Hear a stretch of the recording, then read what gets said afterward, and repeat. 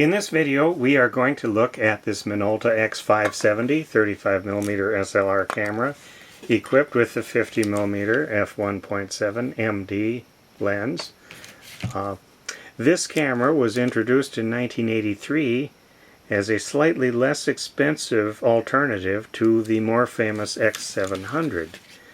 However, as years have gone by, and with the change in thought as to what a good camera is to a good photographer, the X-570 in some ways is now more highly regarded for a few different reasons, and the most important one to me is that you can actually see in the viewfinder with the display what the shutter speed dial is set to. The X700 would require you to look up here and see it because you didn't actually know what it was set at. And as you start to use the camera, you will realize what a value that is. There are a few other little things too. What the camera is missing is the program mode, which was a big deal to people in the early 80s who were taking pictures with 35mm cameras without much knowledge of photography. And chances are today, if you're still shooting a camera like this, you're going to want to use metered manual or aperture priority or shutter priority or something. You're not going to want to use a program mode because that's basically turning a fine SLR camera into a point and shoot, which at that time was a good thing, but not anymore. So as we look over this camera, I'm going to turn it on. There are batteries in it, and I'll leave those in it for the new owner. We can see that the shutter is working. I'm going to step down through the shutter speeds here from 1/1000th going down. Here's 1/1000th, 1/500th, 1/250th. And as we're doing this, we can see that the lens is stopping down. I'm going to just turn it all the way to f22 so we can see that. Here's at 2/50th again, 1/125th, 1/60th, 1/30th, 1/15th, 1/8th, 1/4th, 1/2, 1 full second, and the bulb setting where the lens will stay stopped down, the shutter will stay open for as long as I hold the button down. I release the button and it shutter closes and the mirror flips back down and the aperture is wide open again. This camera does have a stop down preview button here, and we can see the aperture blades are quick. We take the lens off and just look at that. Focus is smooth. It's certainly damped. It's a little bit stiffer than I might have expected, but it's pretty smooth. The aperture ring has nice clicks, and if we leave it stopped way down and look from the back, very quick. Those blades are working nicely, and from the front as well. Looking in the camera, everything looks good in the mirror box there. A little bit of wear on that foam that the mirror flips up against. Probably not a big deal.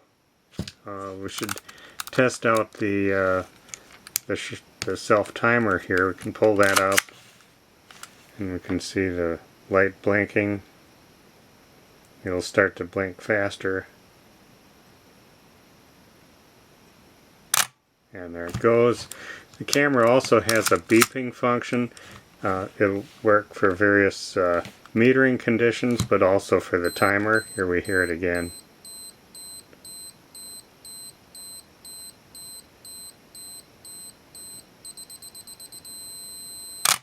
Okay, so we see that works. If we look in the back, here's where we can set the ASA. I didn't test it for accuracy, but I did verify that the settings from one extreme of ASA, or ISO as we more commonly refer to it today, the metering is consistent with with the change from a low ISO to a high ISO with everything else the same. So it appears that's probably okay. Here we open up the back, look at the shutter. The curtains are working nicely. Film Advance is working well here. Moving along here to the back door, a little bit of sticky residue along the door edges from the light seal material. It's probably not absolutely urgent that the light seals be replaced right away. See some little bits of film down here in the bottom here. Little bit sticky, not bad, but at some point the light seals will need to be replaced. Doesn't look like it would absolutely have to happen before the next roll of film, but at some point. Back latches properly. On the top, the rewind crank is nice. And the bottom has provision for a motor drive unit. And if we put the lens back on, we'll see that, line up the red dot.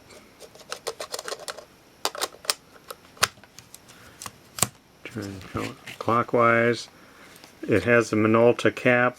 I did notice that the spring on here is a little bit messed up. We can see here that there's a little piece that's broken. It still does compress and fit in and comes off, but be aware that that little plastic piece is broken there. It might be possible to re-glue that carefully, but I'll leave that for the new owner. Comes with a Minolta branded strap, and it has a little shutter blind on the back here that can be slid over the viewfinder so that when you have the camera on a tripod and your eye isn't right up to the viewfinder, light will not shine in and affect the meter readings. Most of the time you won't use that, but if you need it, it's there on the strap for you. So a fairly nice example of the Minolta X-570 35mm SLR camera.